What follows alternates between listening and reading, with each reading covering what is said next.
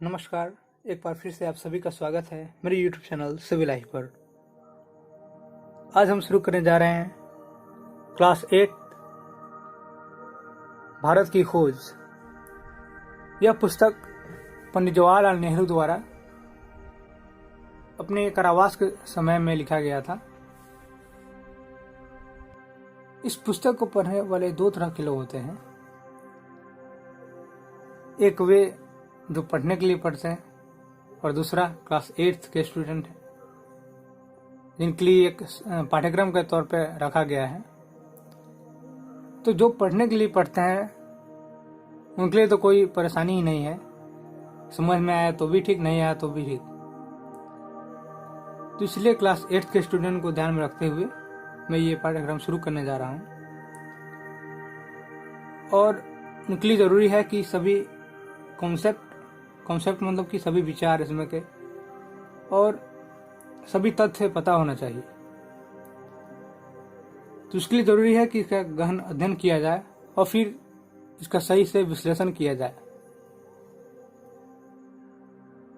मैं जानता हूँ ये पढ़ने में थोड़ी कठिन लगती है, लेकिन अक्सर जो चीज़ पढ़ने में कठिन लगती है उसमें बहुत सी चीज़ें छिपी हुई होती है। तो मैं कोशिश करूँगा कि आपको सरल शब्दों में समझाने की कोशिश करूं। और आखिरी में मैं आपको बताऊंगा कि इसको याद किस तरह से रखना है, क्योंकि ये पाठ थोड़ा लंबा है, इसलिए इसको समझने के साथ में याद रखना भी ज़रूरी होता है। क्योंकि एक बार समझ में आ जाने के बाद में फिर इसको रिवाइज करना ज़रूरी होता है। तो मैं आपको बताऊंगा किस तरह से हम इसका फ्लो चार्ट बनाकर इसका रिवीजन कर सकते हैं। तो चलिए शुरू करते हैं। इस पहले अध्याय में ये बताया गया कि ये किताब कब लिखी गई, क्यों लिखी गई, कहाँ लिखी गई और किस बारे में लिखी गई। तो जैसा कि सभी जान रहे होंगे कि ये पुस्तक हिंदी में नहीं लिखी गई थी बल्कि इंग्लिश में लिखी गई थी, डिस्कवरी ऑफ इंडिया, और ये इसका हिंदी रूपांतरण किया गया है। तो चलिए शुरू करते हैं। पहला है अहमदनगर का किला। 13 अप्रैल 1944 का समय है ये। और जब वे जेल में थे तो जब उनके पास कोई काम नहीं था तो समय का सही से उपयोग करने के लिए उन्होंने इस पुस्तक को लिखा। यह मेरी 9वीं जेल यात्रा थी। हम यहाँ आए हुए 20 महीने से भी अधिक समय हो चुका था। जब हम यहाँ पहुंचे तो अंधियारे आकाश में झिलमिलाते दूज के चांद ने हमारा स्वागत किया।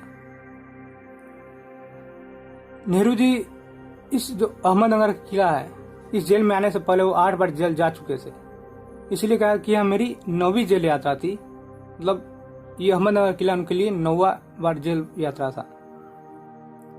और वे यहाँ 20 महीने से भी अधिक समय बिता चुके थे। कहा कि जब पहली बार वे यहाँ इस किले में आए तो चांद ने उनका स्वागत किया। यानी चांद बहुत ही झिलमिला रहा था आकाश में।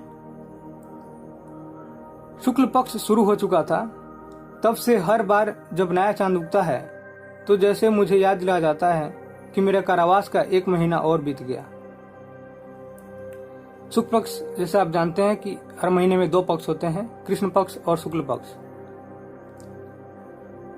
तो वही कहा कि जब वो आए तो शुक्ल पक्ष शुरू हो चुका था, इसीलिए जब अगला शुक्ल पक्ष आता था तो इसका मतलब कि 1 महीने पूरे हो चुके थे।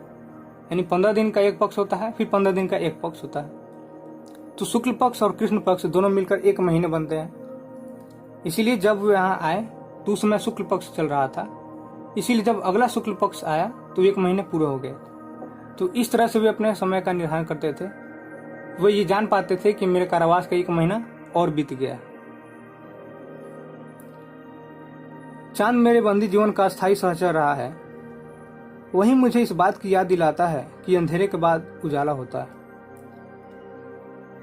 अस्थायी सहचर उन्होंने चांद को माना है, क्योंकि चांद कभी उनसे दूर नहीं हो सकता है और वह उनके बंदी जीवन का एक अस्थायी सहचर के रूप में रहा है, कभी उनसे दूर नहीं गया। और साथ ही उन्हें इस बात की भी याद दिलाता रहा कि हमेशा अंधेरा नहीं रहता है, अंधेरे के बाद में उजाला भी जरूर होती है। यानी कि हमेशा बुरा वक्त नहीं होता है, बुरा वक्त के साथ अच्छा वक्त भी आता है।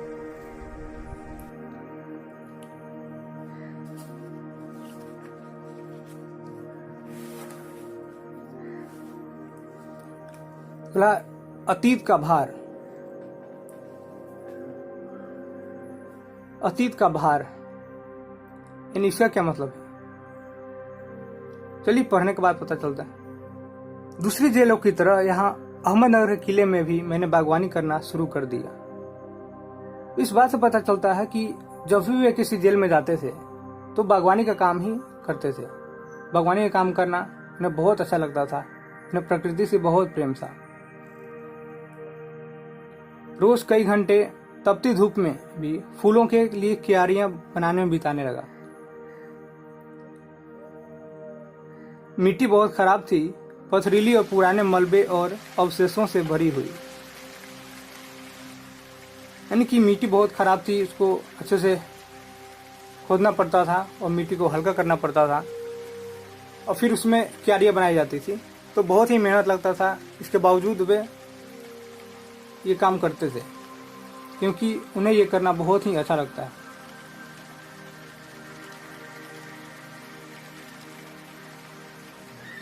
क्योंकि यह एक इतिहास स्थल है, इसलिए अतीत इसने कई युद्ध और राजमहलों की दूर संभिया देखी है।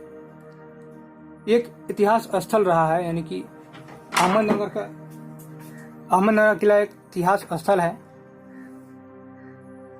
जिस तरह से हम अन्य स्थलों की बात करते हैं उस तरह से अहमदनगर किला भी एक ऐतिहासिक स्थल है। इसलिए अतीत में इसने कई युद्ध और राजमहलों की दूर संभिया देखी है। इसलिए अतीत में बहुत सारी घटनाएं यहाँ पे हुई और राजमहलों की दूरसंभिया यानी कि कुचक्र, जब एक दूसरे के प्रति जो षड्यंत्र रचा जाता है उसको दूरसंभिया कहा जाता है। यानी एक दूसरे को मारने के लिए जो षड्यंत्र रचा जाता है उन्हें दूरसंभिया कहा जाता है। तो यह एक ऐतिहासिक स्थल है। इसने बहुत सारी ऐसी दूरसंभियों को देखा है। यहाँ का इतिहास बहुत पुराना नहीं है। घटनाओं की दृष्टि से इसकी कोई विशेष अहमियत भी नहीं है। ठीक है, कहने का मतलब कि जिस अहमदनगर किले की बात हम कर रहे हैं इसका इतिहास बहुत पुराना नहीं है, ये ज्यादा पुराना है नहीं, और साथ ही घटनाओं की दृष्टि से भी इसकी कोई अहमियत नहीं है। ऐसा नहीं है कि ये किसी विशेष घटना से जुड़ा हुआ है। जैसे ताजमहल की बात करते हैं तो एक विशेष घटना से जुड़ा हुआ है, इसीलिए हम उन्हें याद रखते हैं। आज लाल किले एक विशेष घटना से जुड़ा हुआ है, इसलिए वह हम याद रखते हैं। लेकिन अहमदनगर का किला ये घटना की दृष्टि से इतनी महत्वपूर्ण नहीं है, उतनी इसकी महत्ता नहीं है। फिर भी इससे जुड़ी एक घटना आज भी याद की जाती है। वो कौन सी घटना है? यह घटना है चांद बीबी नाम की एक सुंदर महिला के साहस की कहानी, जिसने इस किले की रक्षा के लिए अकबर की शाही सेना के विरुद्ध हाथ में तलवार उठाकर अपनी सेना का नेतृत्व किया, पर अंत में उसकी हत्या उसके अपने ही एक आदमी के हाथों हो गई।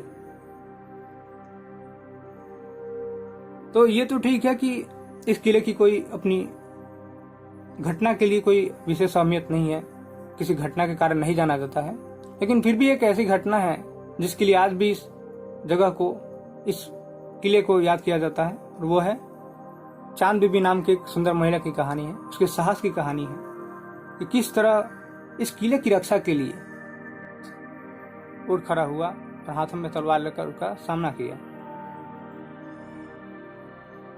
लेकिन अफसोस की बात यह रही कि अंत में उसके अपने ही एक आदमी के द्वारा उनकी हत्या कर दी गई, और ये इतिहास में एक आम बात थी। अक्सर अपने ही लोग कई बार हत्या करते। तो चूंकि वो बहुत ही साहसी थी तो वो चाहती तो अकबर की शाही सेना को धूल चटा सकती, लेकिन उसके अपने ही आदमी द्वारा उसे मार दिया गया।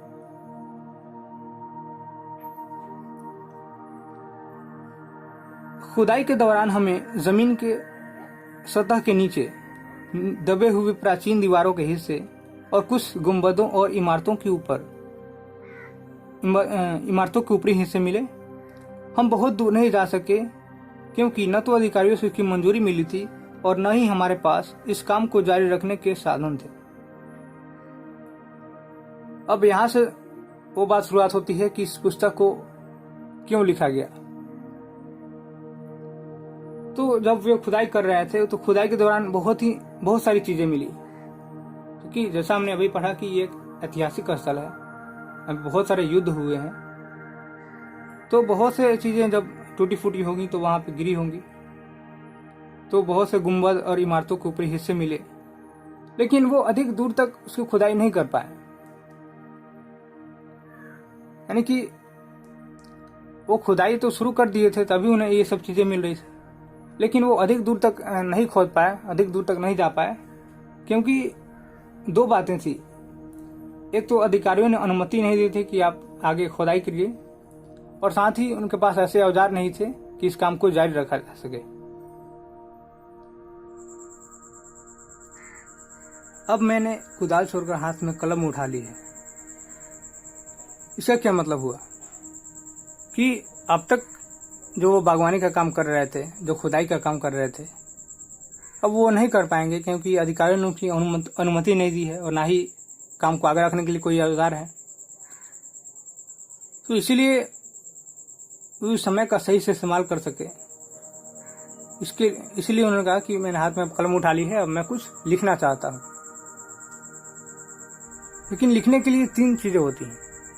या तो हम किसी चीज के बारे में अभी वर्तमान में है उसके बारे में लिख सकते हैं, या फिर भविष्य के बारे में लिख सकते हैं, या फिर जो पास्ट में जो बीत गया उसके बारे में।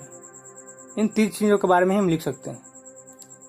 लेकिन आगे वो बताते हैं कि पर मैं जब तक आजाद नहीं हो जाता और कर्म के माध्यम से वर्तमान को अपने अनुभव का हिस्सा नहीं बना लेता, मैं उसके बारे में नहीं लिख सकता।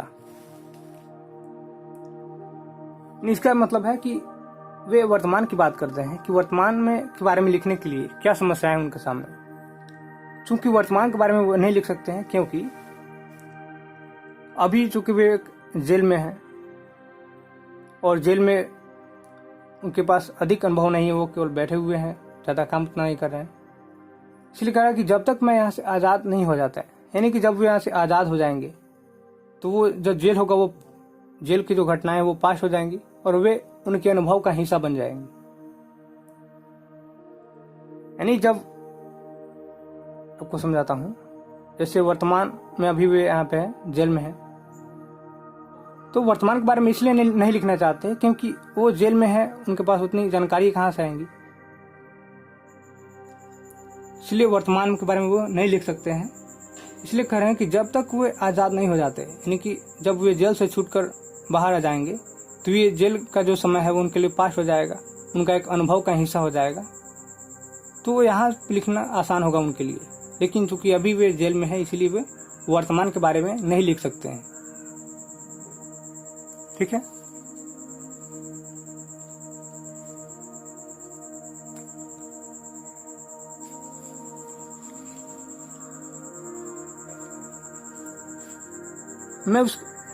नहीं पैगंबर की भूमिका अख्तियार कर मैं फिलहाल भविष्य के बारे में लिख सकता हूँ।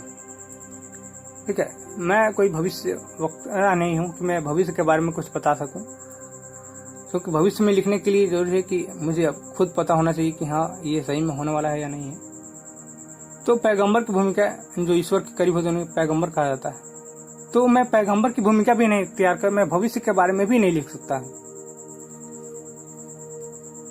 तो चूंकि वे वर्तमान के बारे में नहीं लिख सकते हैं और भविष्य के बारे में नहीं लिख सकते हैं, तो बचा रहता है पास्ट। ठीक है, तो अब क्या हुआ, बचा रहता है अतीत। पर मैं उसके बारे में भी किसी इतिहासकार या विद्वान की तरह विद्वतापूर्ण शैली में नहीं लिख सकता।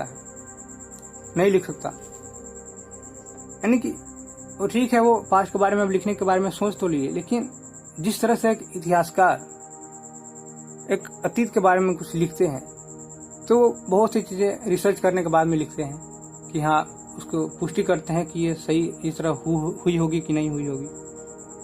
तो इसीलिए कह रहे हैं कि मैं अतीत के बारे में लिखूंगा, लेकिन मैं इतिहास या विद्वान की तरह उस विद्वतापूर्ण शैली में नहीं लिख पाऊंगा जिस तरह से कोई और इतिहासकार लिखते हैं। गेटे ने एक बार कहा था, मैं पहले की तरह अपने आज के विचारों और क्रियाकलापों के साथ संबंध स्थापित करके ही उसके बारे में कुछ लिख सकता हूँ।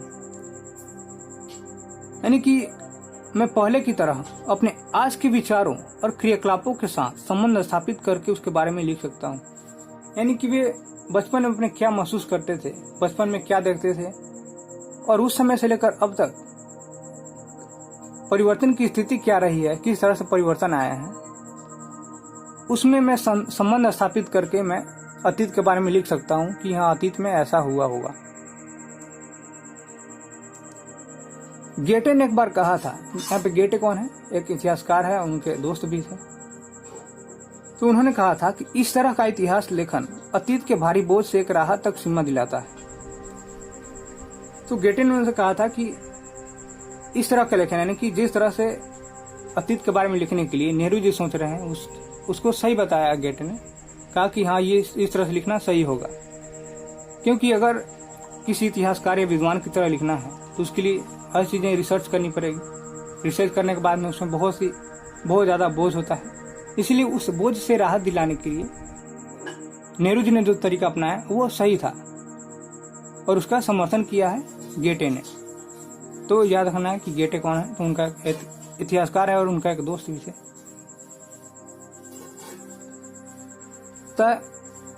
अतीत का दबाव, क्योंकि अभी हमने देखा कि भार यानी एक जिम्मेदारी, और एक अब दबाव के बारे में कि कोई चीज हमारे ऊपर दबाव है, तो दबाव किस चीज का, दबाव भला हो या बुरा, दोनों तरह अभिभूत करता है। तो दबाव किसी चीज के बारे में अच्छा भी हो सकता है और बुरा भी हो सकता है। कभी कभी यह दमघोटू भी होता है, खासतौर पर उन लोगों के लिए जिनकी जड़ें बहुत पुरानी सभ्यताओं में होती है। मसलन मतलब जैसे उदाहरण के तौर पर भारत और चीन की सभ्यता। तो इस दबाव का मतलब है कि कोई बात, किसी बात का प्रेशर से हमें कोई काम करना है, उस काम करने का प्रेशर है हमारे ऊपर, उस काम को करने का दबाव है मेरे ऊपर।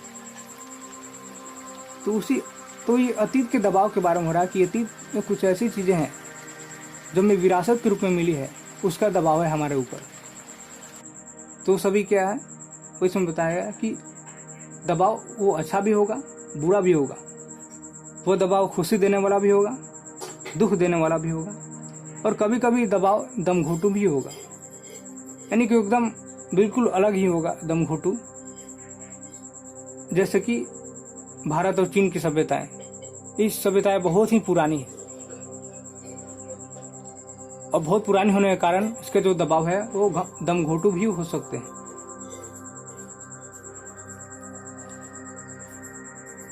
आखिर मेरी विरासत क्या है? विरासत उन चीजों को कहते हैं जो हमें पूर्वजों से मिलता है। मैं किन बातों का उत्तराधिकारी हूँ, यानी ये कुछ प्रश्न है जो शुरुआती तौर पर उनके अंदर उठ रहे हैं जब वो लिखने के लिए जब वो आगे बढ़ते हैं कि मैं अब अतीत के बारे में लिखना चाहता हूँ। तो ऐसे बहुत से प्रश्न उनके मन में आते हैं कि मेरी विरासत क्या है, पूर्वजों से मुझे क्या मिला है, मैं किन बातों का उत्तराधिकारी हूँ, क्या उन सब का जिसे मानवता ने दसियों हजारों साल के दौरान हासिल किया, क्या मैं उन सब चीजों का उत्तराधिकारी हूँ जिसे मानव ने पिछले कई दशकों से प्राप्त किया है, उसकी विजय के उल्लास का, उसकी पराजयों की दुखद यंत्रणा का, यानी कि उनकी विजय के उल्लासों का, यानी कि यहाँ पे विरासत की बात हो रही है, उत्तराधिकार की बात हो रही है। तो उनके विजय के उल्लास का मतलब है कि जब उन्होंने कोई युद्ध किया होगा, जब उन्होंने कोई काम की होगी, उसमें सफलता मिला होगा, तो उस सफलता से जो खुशी मिली होगी वो तो खुश हुए होंगे, साथ में हमें भी खुश होना है। तो ये हमारे एक विरासत के तौर पे मिला है वो खुशी कि हमने उन लोगों को हराया था, हमारे पूर्वजों ने उनको हराया था। तो वो जो खुशी है वो आज हमें भी मिल रही है विरासत के तौर पर। उसकी पराजयों की दुखद यंत्रणा का, साथ ही जरूरी नहीं कि सभी हमेशा वो जीते ही होंगे। जब वो पराजय हुए होंगे तो उन्होंने बहुत से दुख झेले होंगे, और वो दुख आज हमें विरासत के रूप में मिली है। ठीक है, जैसे सुख हमें विरासत के रूप में मिली, उसी तरह से दुख भी हमारे विरासत के रूप में मिली है। और तीसरा मानव के उन हैरत अंग्रेज साहसिक कार्यों की जिनकी शुरुआत युगों पहले हुई और जो अब भी जारी है और हमें आकर्षित करती है। मानव के उन हैरत अंग्रेज का होता है जो आश्चर्यचकित कर देने वाले जो काम होते हैं। हैरत अंग्रेज साहसिक कार्यों का जिसकी शुरुआत बहुत ही पहले हुई। तो मानव ने ऐसे बहुत से ऐसे कार्य किए हैं जो आश्चर्यचकित कर देती है, और उस काम में हर तरह के है। टेक्नोलॉजी का भी काम है, आर्ट्स का भी काम है। तो बहुत से ऐसे कार्य किए जो आश्चर्यचकित कर देता है और जो आज भी हमें आकर्षित करता है कि पुराने समय में उन्होंने ऐसा कैसे किया होगा। मैं इन सब का वारिस हूँ। अब इन्होंने इतनी चीजें बता दी कि हाँ, जब वे विजयी हुए होंगे तो उन्हें जो खुशी मिला होगा, जो पराजय हुए होंगे तो उन्हें जो दुख मिला होगा, और उन्होंने जो कार्य किए हैं जो आश्चर्यचकित कर देने वाले हैं, ये सभी हमें विरासत के रूप में मिला है। मैं इन सभी का उत्तराधिकारी हूँ, साथ ही उस सब का भी जिसमें पूरी मानव जाति की साझेदारी है। ठीक है, कुछ ऐसे कार्य हैं जिनमें सभी मानव जाति की साझेदारी है, यानी कि मानव ने ही विकसित किया है। उदाहरण के लिए टेक्नोलॉजी की बात कर सकते हैं, जिसे पूरे मानव इसमें साझेदारी है इस कार्य में। हम भारतीयों की विरासत में खास बात है जो अनोखी नहीं है, क्योंकि कोई व्यक्ति औरों से एकदम अलग नहीं होता। यानी कि हम भारतीयों की विरासत में, यानी हमें जो कुछ भी अपने पूर्वजों से मिला है उसमें एक खास बात है जो अनोखी नहीं है। अनोखा वो होता है जो सबसे अलग होता है।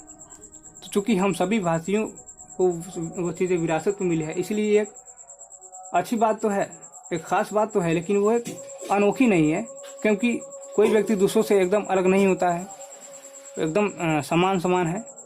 इसीलिए एक अनोखी बात नहीं रही है। वो खास बात तो है लेकिन वो अनोखी नहीं है। अबलता एक बात हम लोगों पर विशेष रूप से लागू होती है जो हमारे रक्त, मांस और अस्थियों में समाई है।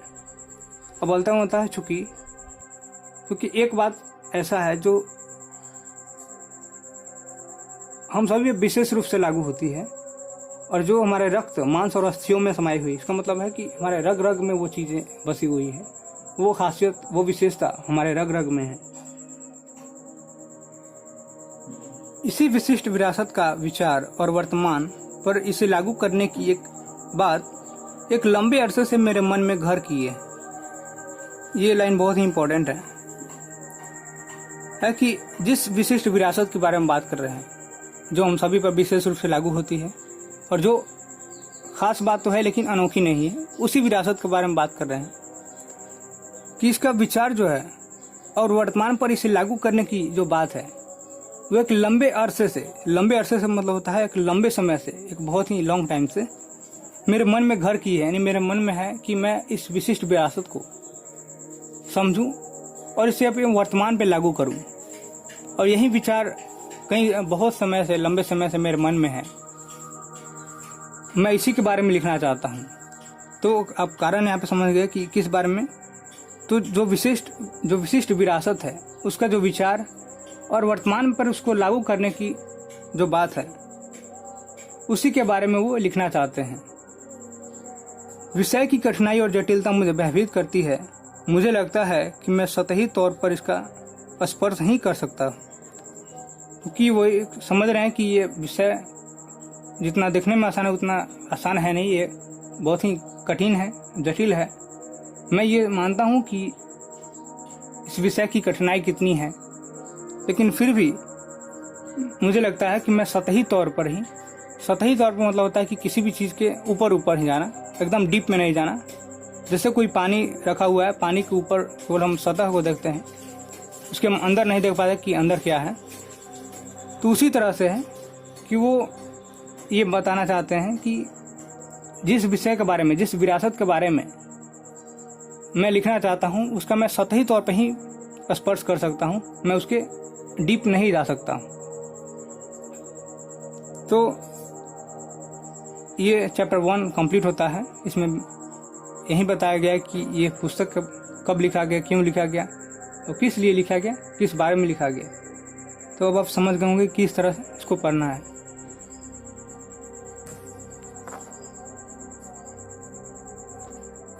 अब मैं आपको बताता हूँ कि इसका फ्लो चार्ट कैसे बनाते हैं। तो फ्लो चार्ट किसी भी चीज़ का एक रिप्रेजेंटेशन होता है।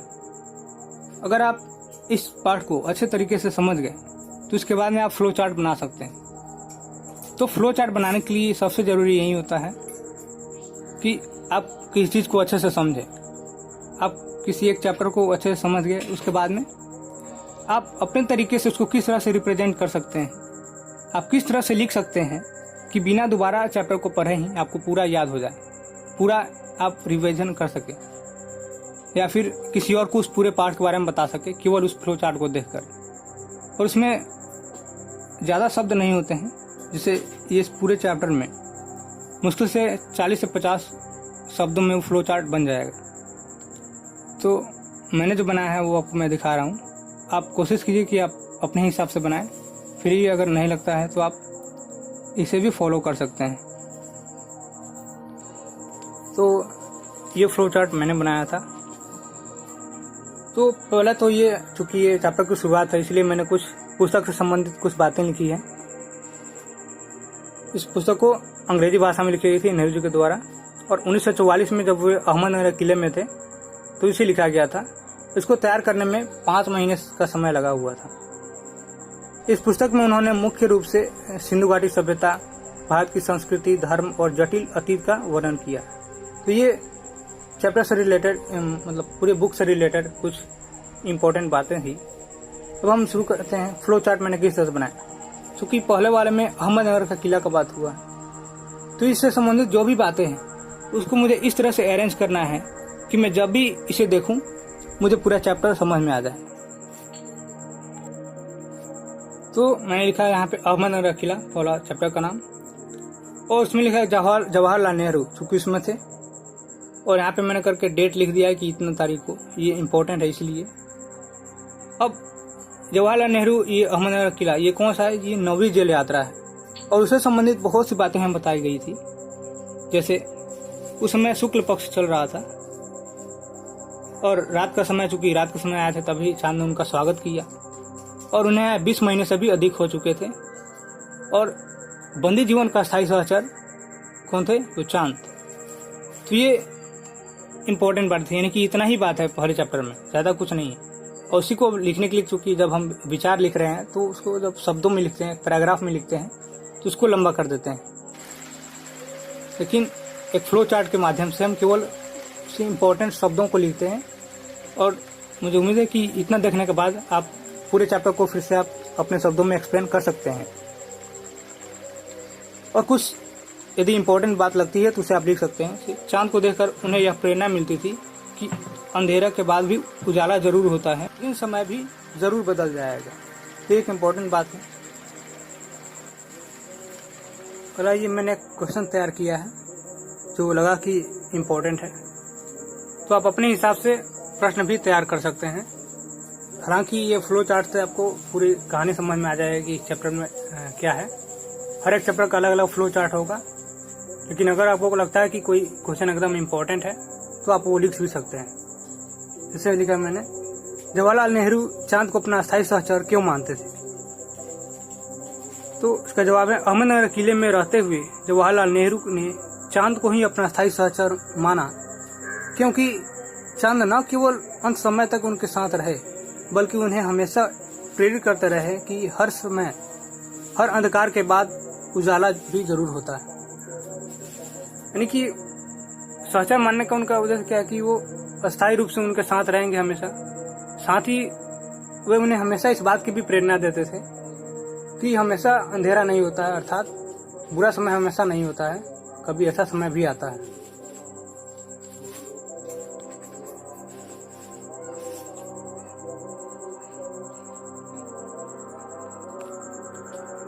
आगे देखते हैं, आगे मैंने क्या लिखा।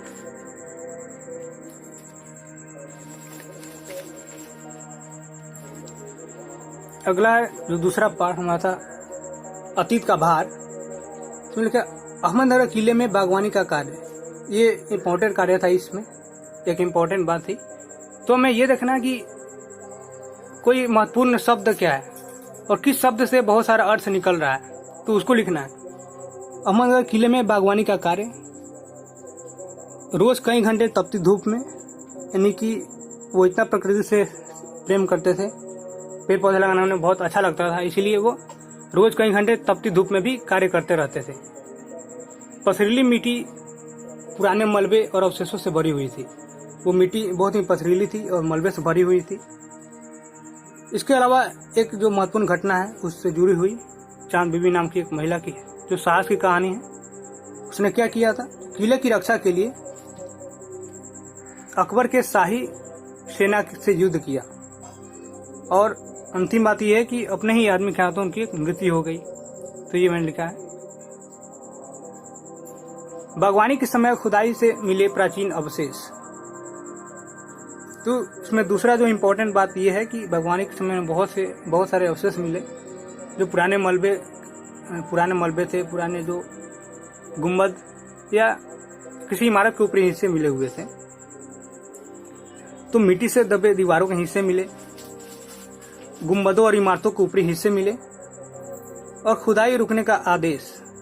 क्योंकि जब ये लोग ये सब, देखो मैंने ये ऐसे क्यों लिखा है, क्योंकि जब वो बागवानी काम शुरू किए तो मिट्टी के नीचे बहुत से दीवार के हिस्से थे और गुम्बद और इमारत के ऊपरी हिस्से थे। जब ये सभी चीजें मिलने लगे तो इसका परिणाम ये निकला कि खुदाई रुकने का आदेश आ गया कि ये सभी चीजें मिल रहा है, ये सब क्या है। तो उसको रोकने का आदेश मिल गया उन्हें। तब इससे आगे क्या जुड़ी हुई घटना है कि खुदाई का काम रुकने पर नेहरू जी ने कुदाल की जगह कलम उठा ली। अब चूंकि वो पेड़ पौधे लगाना उन्हें बहुत अच्छा लगता था, लेकिन वो काम जब रुक गया, वो काम आगे नहीं करने वाले थे, तो उन्होंने अब कुदाल की जगह कलम उठा ली। और उसके बाद में क्या है, ये सारी बातें मैंने आपको पाठ पढ़ने से समय बता दिया था, इसीलिए मैं दोबारा इसको रिपीट नहीं कर रहा हूँ। आपको केवल ये दिखा रहा हूँ कि किस तरह से मैंने फ्लो चार्ट तैयार किया है और आप भी किस तरह से बना सकते हैं और इसको याद रख सकते हैं।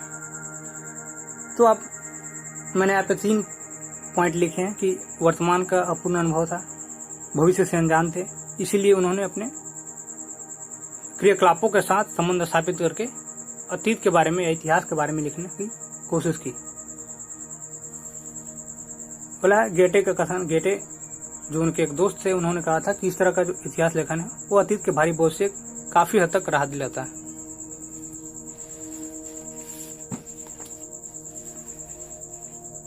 अब उसके बाद का जो पॉइंट है वो अतीत का दबाव। तो दबाव क्या होता है, अच्छा भी हो सकता है, बुरा भी हो सकता है और दमघोटू भी हो सकता है। दमघोटू किसका, तो जिनकी सभ्यताएं, जिनकी जड़ें पुरानी सभ्यताओं से जुड़ी हुई है। तो जैसे मैं एग्जाम्पल के तौर पे दिया था भारत और चीन की सभ्यता है, तो जैसे जैसे वहाँ पे दिया हुआ था वैसे वैसे मैंने यहाँ पे लिखा है। अंतर सिर्फ इतना ही है कि मैंने शब्दों में लिखा है, वहाँ पे पूरे वाक्य में लिखा हुआ। तो इतना देखते ही आपके दिमाग में पूरा वाक्य आ जाना चाहिए, पूरा लिखा हुआ पैराग्राफ आ जाना चाहिए। अब विरासत की बात हो रही थी, तो विरासत यानी कि उत्तराधिकारी किस चीज़ का, तो साहसिक कार्यों का उत्तराधिकारी, जो पराजयों का, दुखद यंत्रणा का और उल्लास का, तो हर चीज़ का उत्तराधिकारी वो खुद को मानते हैं। और भारतीयों के मन में खास बात थी, जैसे कि विचारों की समानता, सभी के विचार एक समान होते हैं। तो भारतीयों की खास बातें, ये कुछ बातें भारतीयों के लिए खास हैं, जो कि विचारों की समानता, विचारों में काफ़ी समानताएं देखने को मिलती है। और विरासत की संभाल, यानी विरासत की संभालने की जो प्रयास है, जिस तरह से वो विरासत को संभालते हैं, जो कुछ भी मिलता है उनका पालन करते हैं, वो खास बातें हैं भारतीयों के मन में। और यहीं से मिल रहे हैं कि आज़ादी पाने तक भारतवर्ष के अतीत और वर्तमान के बारे में लिखने का निश्चय किया कि जब तक अब हम आज़ाद नहीं हो जाते तब तक मैं इन सब के बारे में लिखूंगा, वर्तमान और अतीत दोनों के बारे में ही संबंध स्थापित करके मैं लिखूंगा। और यहाँ से शुरू होता है भारत की खोज लिखने की यात्रा। तो मुझे उम्मीद है कि आप समझ गए होंगे कि किस तरह से इसको पढ़ना है और याद रखना है। तो जैसे मैं शुरुआत में बताया था कि इसको 2 तरह के लोग पढ़ते हैं, एक जो पढ़ने के लिए पढ़ते हैं और दूसरा जो अपने पाठ्यक्रम के अनुसार पढ़ते हैं। तो आशा करता हूँ आपको ये वीडियो अच्छी लगी होगी और आप चाहते हैं कि ये सीरीज कंटिन्यू हो तो आप कमेंट बॉक्स में अपना फीडबैक ज़रूर दें। तो मिलते हैं अगले वीडियो में, तब तक के लिए धन्यवाद।